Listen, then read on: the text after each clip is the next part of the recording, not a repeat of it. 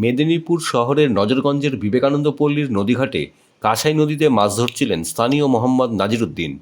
সন্ধ্যে নাগাদ টান ধরে তার ছিপে। ভাবলেন বড় কোনো মাছ ধরেছে বোধহয়।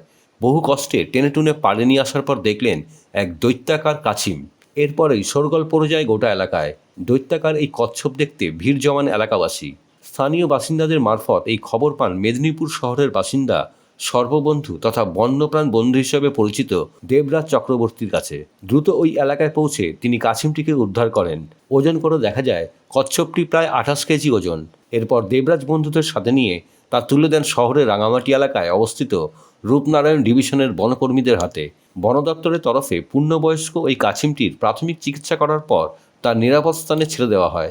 পরিবেশপ্রেমী, বন্যপ্রাণপ্রেমী সমাজকর্মী রাকেশ সিং দেব বলেন, শুধু সর্ববন্ধু নয়, পরিবেশ বন্ধু বা প্রাণীবন্ধু হিসাবে দেবরাজ চক্রবর্তী আর জেলাবাসীর কাছে অতি জনপ্রিয়।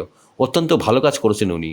এই ধরনের বৃহদাকার কচ্ছপ জলে থাকে, একে কাছিম বলা হয়, আর ডাঙায় যেগুলি থাকে ওগুলোকে কচ্ছপ বলে। এদের গড় আয়ু মোটামুটি 100 থেকে 150 বছর হয়।